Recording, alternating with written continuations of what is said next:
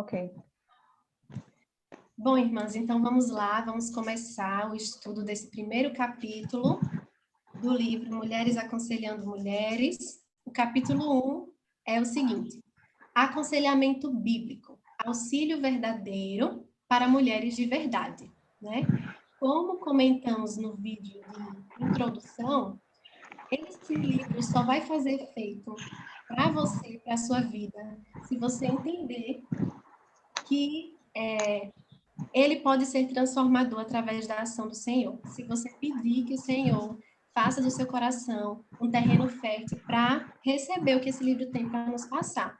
Então, essa é a nossa proposta. Sempre que você for ler um capítulo, ore. Sempre que a gente for se juntar aqui, orem também, para que a gente consiga absorver isso muito mais do que conversar aqui, mas que sejam verdades que fiquem aplicadas no nosso coração e que a gente possa também abençoar outras irmãs que passam por necessidades de aconselhamento, certo?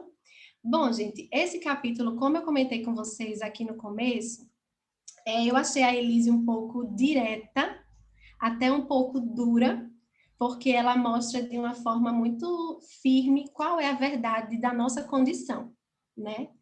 E eu acho que esse capítulo poderia até ser o último, porque a Elise ela começa apresentando sobre os nossos problemas, ela diz que somos a fonte do problema, e ela mesma mostra qual é a solução.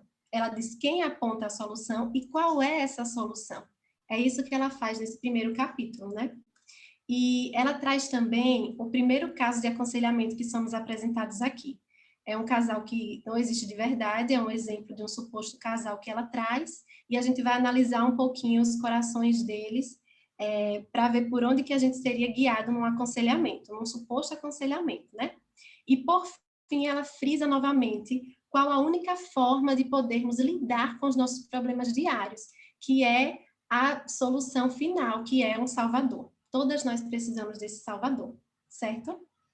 Para quem lê o primeiro capítulo, ele começa já com Elise trazendo um exemplo de quando estamos, por exemplo, na fila do supermercado, e aí a gente fica esperando, né, a nossa vez, a gente vê aquelas revistas que trazem as novidades do mundo dos famosos e tal, e a gente vê, o casal tal se separou e tal, e são notícias meio chocantes para que a gente fica um pouco triste, entristecido, mas não surpreende muito, porque lá no fundo do nosso coração, nós sabemos que essas pessoas são tão normais quanto nós. Nós sabemos no fundo do nosso coração que todas nós temos problemas. Isso é real, né? E muitas vezes a gente tem aquela mania, a gente sabe que não é verdade, mas a gente tem aquela mania de achar que a grama do vizinho é mais verde, né? E isso não muda, é impressionante como não muda, como sabemos que temos problemas, que os outros têm problemas, mas a gente sempre acha que a vida do outro é mais fácil, que o fardo do outro é mais leve, né? E na realidade que nós vivemos hoje, por exemplo, uma realidade virtual, as redes sociais, quem tem Facebook, Instagram, e começa a seguir algumas pessoas, lá nas redes sociais, ninguém posta, tira uma foto com a filha e posta lá, hoje minha filha quase me fez arrancar os meus cabelos, estou aqui, ninguém faz isso, todo mundo só posta o lado bom, né? Todo mundo só posta as coisas boas, e quem está de fora vê aquelas coisas boas e acaba pensando que a vida dessa pessoa é perfeita, mas lá no fundo sabe, todos temos problemas, todos enfrentamos problemas, né? As irmãs que não são muito ligadas em rede social, eu posso dar um exemplo, quando você não tem muita proximidade com uma irmã da igreja, e é aquela irmã que chega sempre feliz, sempre arrumada, sempre com a família bonita, aquele sorriso no rosto, e você não conhece muito bem aquela pessoa, nunca ouviu a história de vida, nunca conversou, você não para pensar que ela pode ter problemas reais na vida dela. Não, a gente sempre olha e pensa, a vida de fulana parece muito fácil, né? Temos essa tendência. E o que a Elise já começa apontando aqui é, no fundo do nosso coração, nós sabemos que todos temos problemas reais, né? Tá. Agora que a gente já inculcou na nossa cabeça que todas nós temos problemas reais, Vamos, então, refletir nas formas que a gente tem, as formas mais conhecidas de solucionar esses problemas, de lidar com esses problemas da vida, né? A gente vê o quê? Muito por aí pelo mundo. A autoajuda, os conselhos de autocuidado, de parar para pensar em cuidar da sua mente, do seu corpo, enfim, diversas coisas. Uma irmã, por exemplo, que está aposentada, estou aposentada, e agora? Para minha mente não ficar ociosa, eu preciso procurar alguma coisa para fazer, preciso me envolver em um curso, enfim. E a gente recebe muitos conselhos a respeito disso, né? Tome decisão tal, faça isso, leia um livro de autoajuda para deixar sua mente bem, para você se sentir mais feliz. Enfim, nós somos cercadas por muitas soluções para os nossos problemas, né? Porém, quando surge um problema novo na nossa vida, que é o que eu coloquei aqui, que eu acho muito interessante, é que, tá, surgiu um problema na nossa vida, o que é que a gente faz? Se for um problema de saúde, a primeira coisa que a gente pensa é, vou falar com o médico fulano, ou então com fulana, que ela conhece um médico, ela pode me ajudar. Aí a gente começa a pensar em uma, duas, três tomadas de decisões que a gente pode fazer para solucionar aquele problema. E, por último, a gente pensa, gente, não deu certo a primeira, a segunda, a terceira tentativa, agora só me resta fazer uma coisa. A gente pensa o quê? Que é orar. Então, a gente sempre, quando nos deparamos com um problema, tentamos diversas soluções e a gente acha que, por último, tem que vir a oração. E isso não é verdade. A oração tem que vir primeiro, porque é o próprio Deus que vai enviar para nós os recursos para que a gente lide com aquele problema e solucione aquele problema. Então, temos que ter essa mudança de mentalidade, que a oração vem por último. É a última coisa que eu tenho que fazer, agora só me resta orar. Não, os nossos problemas precisam começar sendo colocados diante do Senhor, tá? E só um adendo aqui. Quando eu falo dessas soluções do mundo, eu não quero dizer que são soluções ruins, pelo contrário, são boas, né? Muitas delas nos ajudam realmente a facilitar o nosso dia a dia, mas elas não produzem mudança permanente na nossa vida, né? A gente entende, eu estou passando por isso e isso, vou fazer uma atividade física para poder melhorar e tal, e depois de um tempo a gente cansa, aí volta para aquela mesma situação, né? Então, eles ajudam em determinado momento, mas não são permanentes, né? A transformação permanente não está nessas dicas e sugestões seculares que a gente sempre escuta e somos orientadas a fazer uso, né? E aí a gente segue, quem está com o seu livro, a gente segue para o primeiro ponto que a Elise apresenta aqui, que é a luz que brilha no escuro. Ela já começa dizendo que a luz que brilha no escuro do mundo está totalmente em contraste com as soluções que o mundo nos oferece. Essa luz é a Bíblia, é a palavra de Deus. E ela diz que a Bíblia vem totalmente de frente com essas soluções, né? Ela diz o quê? A Bíblia não tem palavras presunçosas e ela já mostra para a gente qual a fonte de todos os nossos problemas. Ela aponta também a fonte vem com a solução, que é o próprio Cristo, né? Que é o único caminho. A Bíblia deixa bem claro que nós não podemos nos ajudar. E essas soluções seculares querem dizer que dentro de nós está a resposta, não é verdade? Quanto a autoajuda já diz tudo, a gente procura a ajuda que está dentro de nós. Porém, nós não somos boas o suficiente para nos ajudar. E a Bíblia diz exatamente isso. Você não é boa o suficiente para conseguir lidar com o seu problema. Mas o Senhor que você tem é. Então, a Bíblia, ela aponta o problema e ela aponta a esperança. E a autora, ela diz assim, quando a Bíblia apresenta a nossa condição, é meio desesperador. É um diagnóstico meio desolador.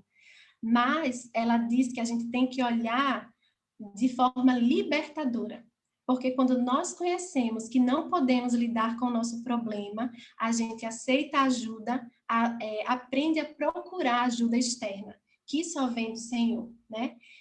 Você já parou para... Não sei se vocês conhecem alguma pessoa que tem essa necessidade de ter o controle de tudo, que tem essa necessidade de fazer tudo perfeito e acaba sendo uma pessoa muito chata, porque ela fica frustrada porque não consegue e acaba arrumando confusão com muita gente, simplesmente porque ela quer que tudo saia perfeito, né? E uma pessoa dessa vive com um fardo muito pesado. E quando nós aceitamos que nós não podemos dar conta de tudo, que nós não podemos solucionar os nossos problemas, que a força e o empoderamento não está em nós, é libertador, né? A gente entende que podemos ser amparados pelo Senhor. Tá, agora nós vamos lá para o segundo ponto que a autora apresenta aqui. Nós somos a fonte de nossos problemas. É aí que ela vem, eu diria que ela vem de uma forma bastante dura, né? E ela diz de uma forma muito clara que os problemas da vida, eles foram originados em nós, né? Claro que os problemas da sua vida não estão acontecendo por causa de você. Muita gente acredita que a gente vive certos problemas que são consequências de pecados nossos. Isso pode acontecer, obviamente, mas nem sempre é assim, né? Muitos problemas que nós vivemos na nossa vida são consequências de erros, mas a maioria e todos eles são consequências do pecado. E como todos nós pecamos, todos nós somos responsáveis por esses problemas. Tudo começou na queda. Tudo começou quando Adão e Eva pecaram, e desde então todos nós somos culpados e carregamos essa culpa realmente pelos problemas que vivemos. O mundo vive consequência do pecado, tá? Vamos lá. O que eu achei curioso também é que ela, ao apontar que nós somos a fonte dos problemas por conta do pecado, ela agora aponta o que é o pecado na visão dela. E eu achei fantástico, porque ela diz que o pecado é falta de amor, né?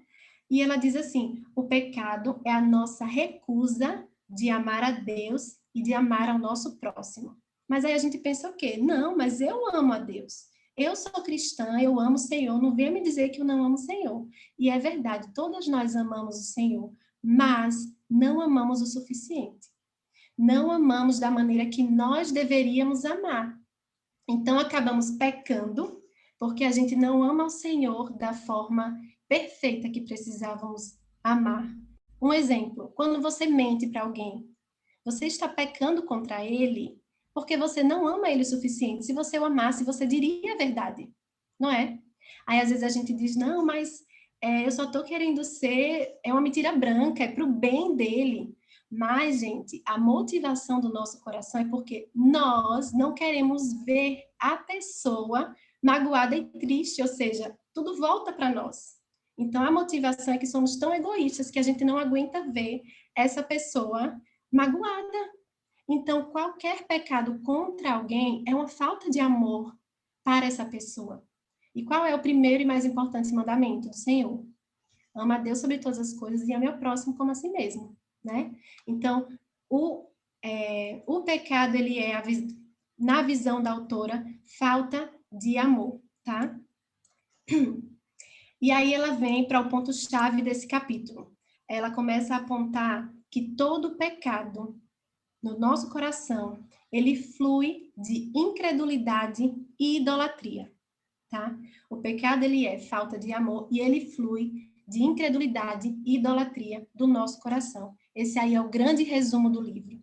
Ela diz que nós somos idólatras e que nós somos incrédulos e isso gera o pecado no nosso coração. Eu vou ler aqui na página 26, uma parte que ela lê que eu achei muito forte, tá? A gente acaba... Olha isso que eu achei. A gente acaba marcando as partes mais importantes e foi a página toda. E ela diz assim, nós não amamos porque não cremos que somos amados. 1 João 4,19. Nos recusamos a crer que Deus seja tão amoroso quanto ele diz ser. Porque não cremos que Deus é amor. Ficamos aquém da intenção amorosa de Deus para as nossas vidas e criamos outros deuses menores para assumir o seu lugar. Deuses que nos fazem sentir amados, deuses como a aceitação, o poder, a segurança e o conforto. Isso é chamado idolatria. Todo o nosso pecado flui de incredulidade e idolatria. Incredulidade que Deus é tão amoroso como ele diz ser, e idolatria que temos que viver para nós mesmos e cultuar a ninguém mais além de nós mesmos para sermos felizes. E ela diz aqui que, apesar de muitas de nós sermos cristãs há décadas, nós lutamos para realmente compreender a bondade de Deus, na nossa vida e adorarmos somente a Ele, tá? E isso é verdade. Uma vez eu ouvi um pastor falar que a gente acredita muito no poder, na soberania, em todos os atributos de Deus, mas quando chega na bondade, a gente duvida. E muita gente pode dizer, não, eu não duvido da bondade de Deus comigo, não. Porque ninguém tem coragem de dizer, Deus, o Senhor não me ama. O Senhor não me ama de verdade, eu não acredito não nessa bondade. Ninguém diz isso. Mas quando a gente passa por um problema, que a gente pensa, meu Deus, por que eu? Por que que isso está acontecendo comigo? É a mesma coisa. É você duvidando que o Senhor está sendo bom e amável com você nessa situação. Então, nós somos mesmo incrédulos. Nós não acreditamos por inteiro no amor do Senhor para nós. E o texto que ela aponta aqui rapidinho, eu só vou ler João 4,16, 1 João 4,16. Diz assim, assim conhecemos o amor que Deus tem por nós e confiamos nesse amor. Será que a gente faz isso mesmo de forma genuína? É difícil. Então, ela é bem dura nessa parte, quando ela diz que realmente somos incrédulos quando não acreditamos no amor do Senhor para conosco, tá? E o que seria de nós, gente, se não fosse a graça de Deus dispensada nas nossas vidas? Quando eu vi que ela falou isso aqui, que não amamos porque nós não cremos, então acabamos sendo idólatras, eu fico pensando que ainda assim o Senhor derrama da sua graça sobre a nossa vida. Eu estava ouvindo um pastor essa semana, num curso, e ele disse assim, que nós cristãos acreditamos na graça de Deus, mas a gente tem uma tendência a acreditar na graça passada, que foi quando Deus enviou Jesus para morrer na cruz por nós, então fomos salvos, e lembramos da graça futura, que é a eternidade que vamos desfrutar com o Senhor. Mas a gente não esquece que no meio disso tudo, a graça de Deus continua a ser dispensada para nós no presente. Então, irmãs, todos os dias a gente acorda com graça dispensada sobre a nossa vida, graça para viver aquele dia, graça para enfrentar aquele problema. Precisamos aprender a desfrutar da graça presente, da graça diária do Senhor, né? E aí a gente parte para o próximo ponto, que é a solução para o problema do pecador. E é nesse ponto que ela traz o exemplo do suposto casal que precisa ser aconselhado. É um casal que está em crise no casamento, e ela apresenta aí para a gente a esposa Jane e o marido José, né?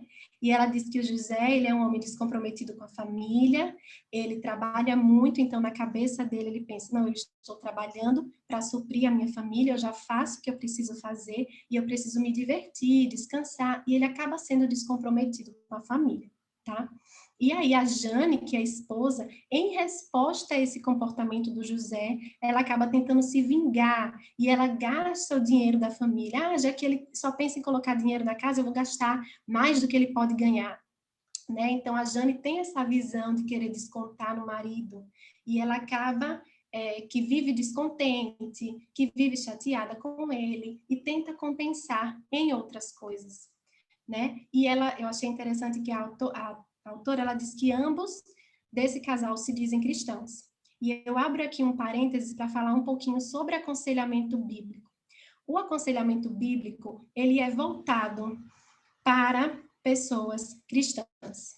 Como alguém pode ser aconselhado através da verdade da Bíblia se ele não acredita que essa é a única verdade libertadora? Então, o aconselhamento bíblico, quando nós entendemos que precisamos aconselhar alguém aos olhos da Bíblia, à luz da Bíblia, é para pessoas que se dizem cristãs, tá? Porém, nós não vamos nos recusar a aconselhar um não cristão.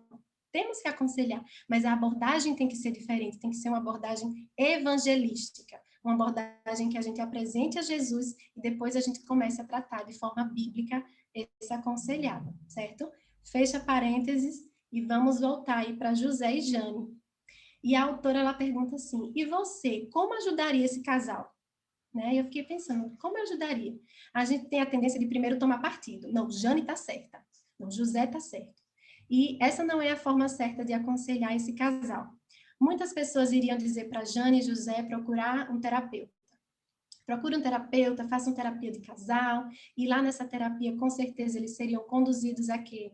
A fazerem programações juntos, para encontrarem momentos juntos, então, compartilharem de momentos felizes, né? Quem sabe fazer alguma coisa que reacenda a chama do casamento. Outras pessoas poderiam o quê? Dizer para José e Jane investigarem o passado deles, né? Afinal, Jane pode ter crescido num lar disfuncional, José, como a autora diz aqui, é filho de pai alcoólatra, então ele podia procurar um grupo de filhos de alcoólatras para ajudar, né? Para que eles entendam por que eles agem dessa forma no casamento deles, tá? Um outro exemplo de conselho que eles poderiam receber, né? Que eles deveriam primeiro procurar cuidar de si mesmos. E a gente escuta isso direto. Cuide de você, cuide do seu coração, da sua alma, para depois você olhar para o outro. E isso não é o que a Bíblia fala, né? Não é pensar em nós para depois pensar no outro. É totalmente contraste com a verdade bíblica. Então, irmãs, essas soluções que muitas vezes nós mesmos aconselhamos não estão mal intencionadas. Elas só não produzem o que eu falei no começo, mudança permanente na vida de Jane e de José. Eles podem melhorar por um tempo, melhorar o relacionamento, mas com o passar do tempo, José vai ficar cansado, vai querer se divertir um pouco, vai negligenciar a família, tudo acaba voltando ao normal. Isso não é novidade, todo mundo sabe. A mudança permanente, ela vem do Senhor, né? O problema, como a autora diz aqui, está no coração de Jane e de José, assim como está no nosso coração também. A nossa raiz do pecado, que é incredulidade, idolatria e falta de amor. E esse, irmãs, é o ponto principal do aconselhamento bíblico. Tratar o coração. Não só tratar o problema em si, mas tratar a raiz do problema, que é o coração. E aí a autora diz que um bom conselheiro precisa ir lá e sentar com Jane e com José e lembrar: vocês se declaram cristãos, né? Confessionam que vocês são cristãos. Então vocês têm que entender que em primeiro lugar vocês vivem para glorificar ao Senhor.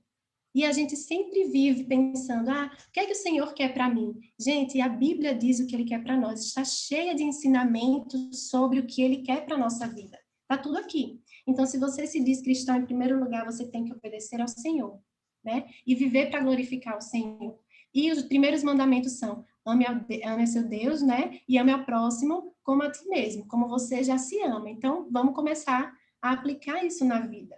Né? Eles não estavam conseguindo fazer isso um com o outro, que é o próximo mais próximo. Quem é mais próximo do que você, do que seu cônjuge? Né? E eles não estavam conseguindo amar nem o próximo mais próximo, quem dirá outros.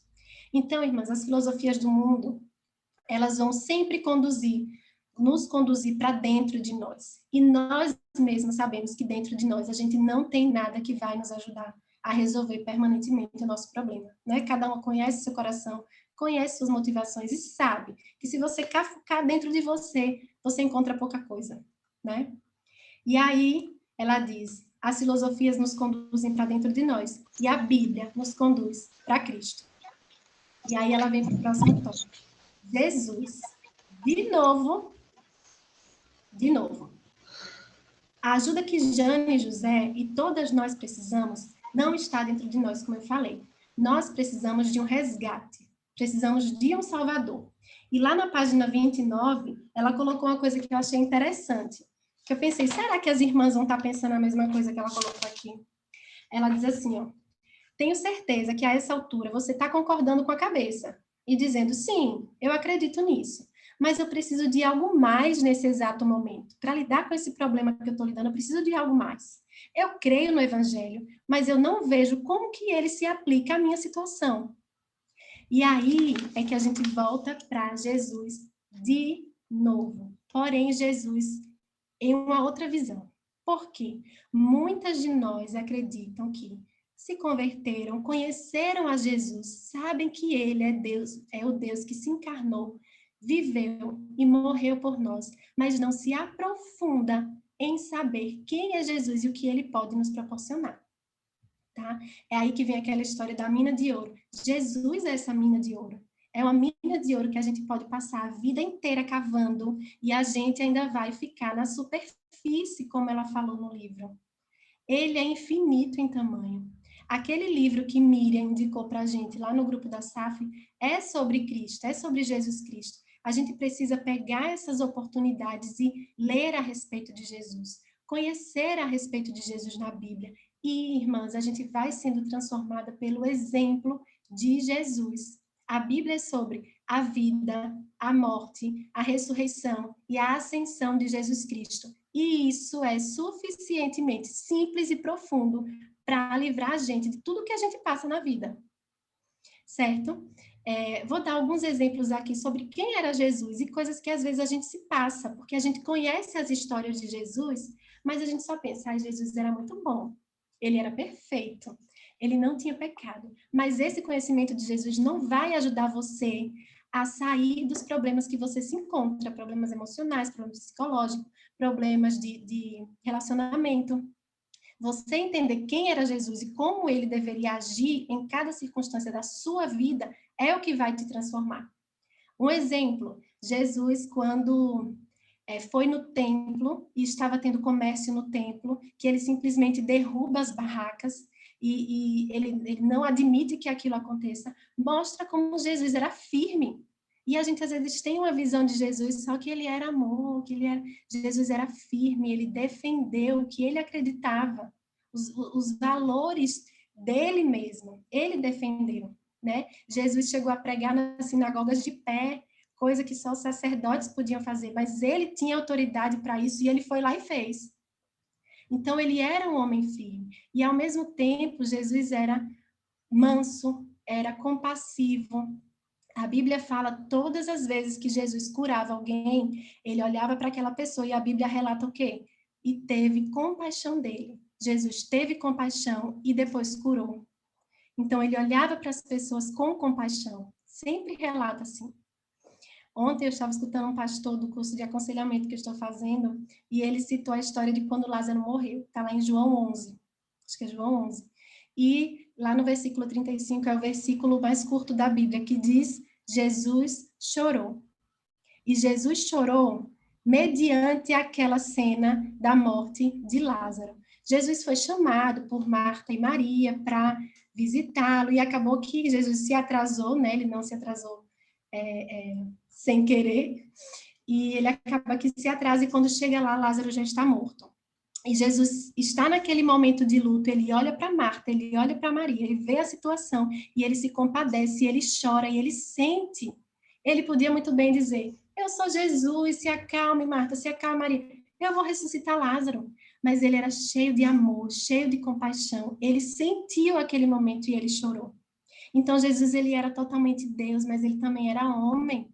Então, a gente pode aprender muito sobre Jesus, muito sobre o posicionamento de Jesus. Ele era firme, ele também era compassivo, sabe? E a gente tem a Bíblia para isso, temos livros e recursos para isso. E aprender sobre quem Jesus era é o que vai nos libertar. É por isso, irmãs, que tantos mártires sofreram em nome de alguém que eles conheciam. Então, o Jesus que a gente conhece é muito raso, a gente tem que cavar mais fundo, porque ele é infinito. Temos muito a aprender sobre Jesus. Conhecendo a Cristo, a gente vai parar para pensar o que é que ele faria em determinada situação. O que é que Jesus diria para esse casal, para Jane e para José? Lá na página 31, ela diz, Jesus diria, por exemplo, a José, o texto de Mateus 16, de 25 a 27, eu vou ler aqui. Porquanto, quem quiser salvar a sua vida, perdê-la-á. E quem perder a vida por minha causa, achá-la-á. Pois que aproveitará o homem se ganhar o mundo inteiro e perder sua alma? Ou que dará o homem em troca da sua alma? Porque o Filho do Homem há de vir na glória de seu Pai, com seus anjos, e então retribuirá a cada um conforme as suas obras. Se José tivesse aí com os olhos fixos no Senhor, ele saberia que ele pode perder a vida dele para ganhá-la, porque Jesus já fez isso por ele também. Então, isso é ser fichinha. À luz do amor que Jesus derramou sobre José, José pode aprender a amar Jane, se ele tiver com foco no amor de Jesus, né? José, então, irmãs, precisa se livrar dos ídolos. A gente entra agora aí nessa parte dos ídolos. A diversão, o descanso, é para José ídolos do coração. Porque a partir do momento em que ele não consegue descansar, ele fica irado, ele briga com a esposa, ele perde o dia. Isso é um ídolo. Se ele não conseguir se divertir, ele perde o dia, porque aquilo tem importância demais no coração dele. Já é um ídolo. José precisa aprender a se livrar desse ídolo, a abrir mão disso pela família, né? Ele precisa também entender qual é o papel dele de marido. Mais uma vez eu digo, a Bíblia diz tudo aqui. Diz como é que a gente tem que viver. Então ele precisa entender que ele tem que amar a esposa dele com amor sacrificial. De que adianta a gente dizer que a gente ama a Deus e a gente não obedece? Se a Bíblia está dizendo que é assim, tem que ser assim. Isso me fez lembrar a Carol, minha irmã, ensinando Olivia a obedecer. Ela diz, Olivia, quem ama, obedece. E é isso mesmo, para a gente serve da mesma forma. Se nós amamos a Deus, a gente tem que obedecer. Né? Tem até uma passagem que Jesus diz, se vocês me amam, guardem os meus mandamentos.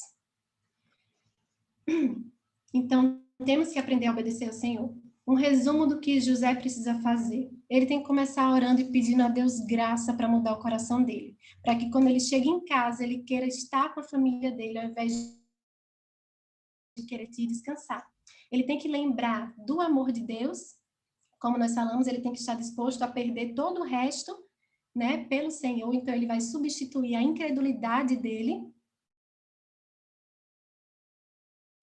Ele vai reconhecer que ele tem ídolos no coração, ele não precisa descansar só porque ele merece depois de um dia de trabalho, não, ele precisa aprender a abrir mão pelo que é maior, e ele precisa entender o papel dele e obedecer ao Senhor, né? Nós fomos criados para isso.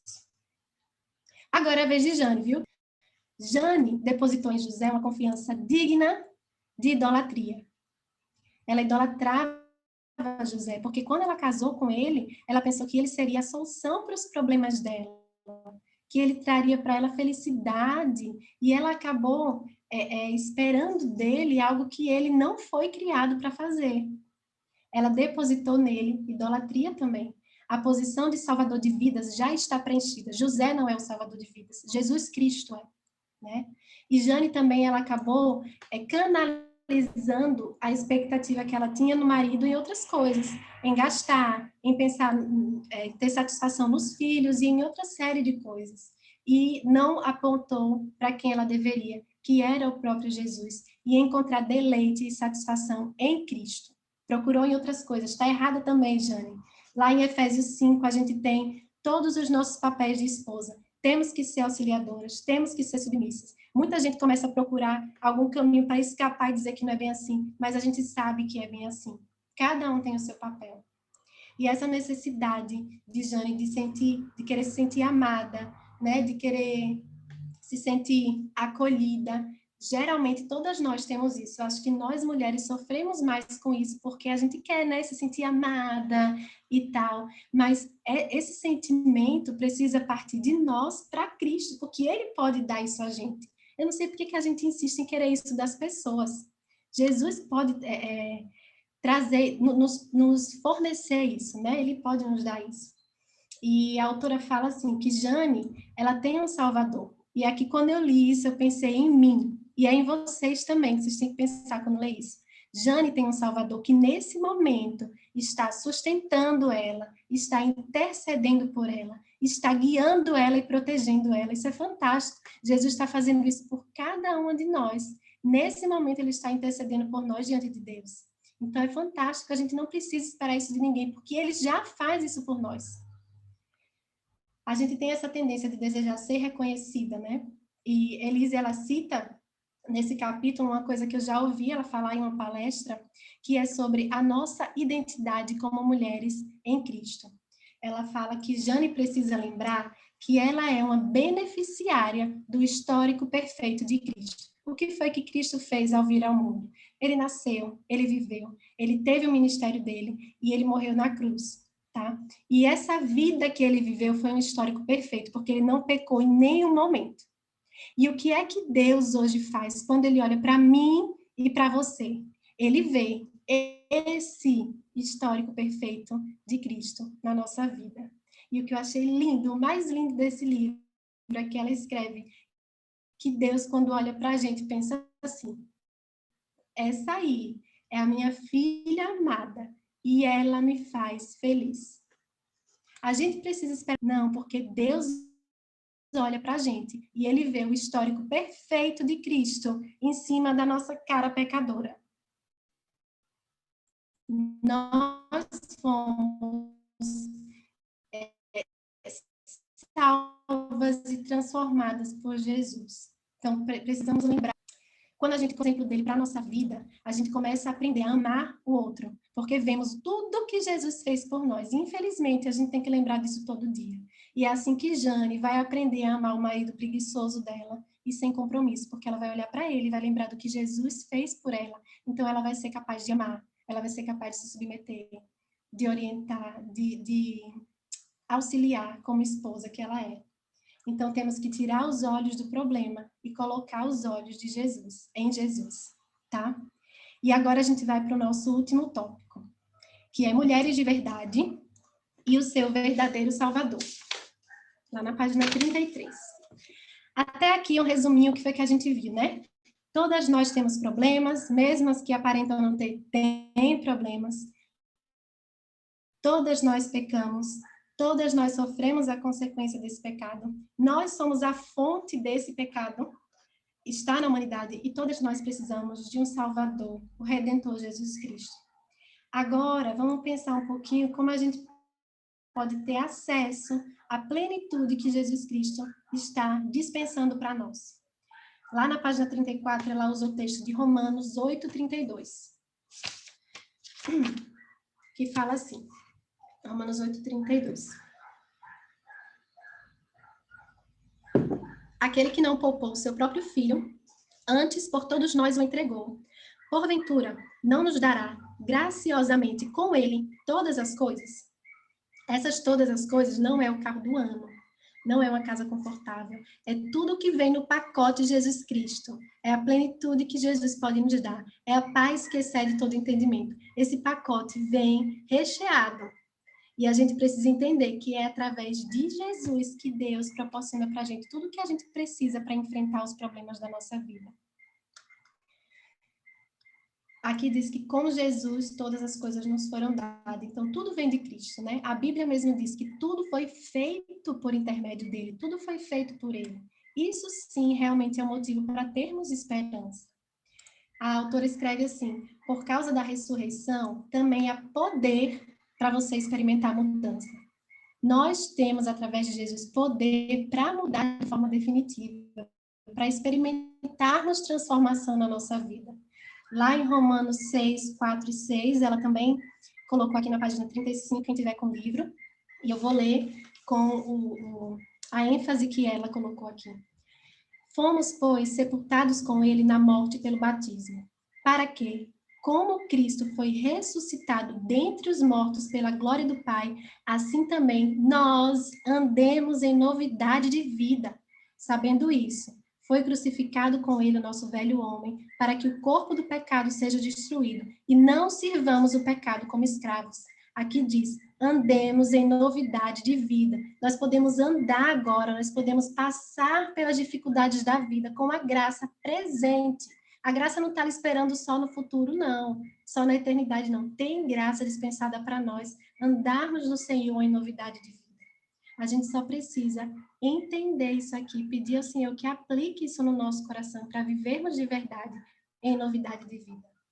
Através da vida de Jesus, a gente é capaz de nos livrar, aos pouquinhos, é claro, porque a caminhada é longa, mas a gente vai se livrando dos nossos ídolos, do nosso coração incrédulo e da nossa falta de amor. A gente tem essa mania de não querer perdoar as pessoas, e isso devia ser constrangedor para nós, porque Deus nos amou e nos perdoou antes de tudo. Quando ainda éramos inimigos de Deus, ele decidiu nos perdoar. Então, quem somos nós para querer estar com rixa, para querer guardar mágoa? Quem somos nós? Então, quando a gente entende isso, a gente fica tão constrangido que a gente aprende a não estar procurando briga com ninguém e até chegar a amar os nossos inimigos. Quando a gente vê essas coisas na Bíblia, acha, gente, amar os inimigos, orar pelos que nos perseguem, mas é isso mesmo. Com a ação do Senhor, a gente vai aprendendo e nos aperfeiçoando até chegarmos nesse nível. O amor de Jesus, ele é transformador de vidas, né? Para finalizar, ela aponta nos lembrando, né? Mulheres que têm problemas reais precisam de um Salvador real. E ele é real. E ele está vendo a gente aqui agora pensando nisso. Jesus, ele mesmo oferece a solução dos nossos problemas. Que a gente possa entender, irmãs, que todas nós temos problemas, né? E infelizmente muitas de nós vivem com autocomiseração, que é pecado, que é orgulho. A gente gosta de sentir pena de nós mesmas e pensar que nossos problemas são maiores, que é difícil demais. E, irmãs, eu concordo de verdade que muitas pessoas carregam fardos pesados demais, mas isso não é motivo para você se comparar, para você sentir pena de si mesmo. Pelo contrário, é motivo de você colocar os seus joelhos e os seus pés diante de Jesus, porque ele entende. Jesus suou sangue, pelo amor de Deus, ele sabe pelo que a gente passa. Ele nos entende e é ele quem pode carregar o nosso fardo. É ele quem pode deixar a nossa caminhada mais leve. Precisamos aprender a viver olhando para a cruz, colocar os nossos problemas diante de Jesus. E para finalizar, eu lembrei desse texto que eu falei agora do fardo, né? E eu coloquei aqui só para finalizar, que está lá em Mateus 11, de 28 a 30, que o próprio Jesus diz: venham a mim, todos os que estão cansados e sobrecarregados, e eu darei descanso a vocês. Tomem sobre vocês o meu jugo e aprendam de mim, pois eu sou manso e humilde de coração, e vocês encontrarão descanso para suas almas, pois o meu jugo é suave e o meu fardo é leve. Muitas vezes vamos viver, talvez a vida toda, com certos problemas, mas a maneira que a gente não encara o problema, a maneira que a gente olha para o alvo certo, fica mais leve, sabe? A gente vai começar a entender, eu acho que até nesse livro, por que a gente passa por certas dificuldades. Irmãs, muitas de nós passamos por dificuldades para glorificar a Deus e trazer outras pessoas para Cristo. E a gente precisa entender isso, porque senão a gente só vai sofrer mais com o fardo que a gente carrega. A gente precisa entender o que é que o Senhor quer para a nossa vida com esse ou aquele problema e olhar para Ele. Não tirar os olhos dele nunca. Somos o problema, ele é a solução, certo? Que ele possa aplicar essa verdade no nosso coração. Que nesses esses meses de estudo, né, a gente aprenda a sermos ajudadas e a ajudarmos outras pessoas, tá certo? Eu vou orar para finalizar, depois a gente conversa aqui um pouquinho, tá? Vamos orar?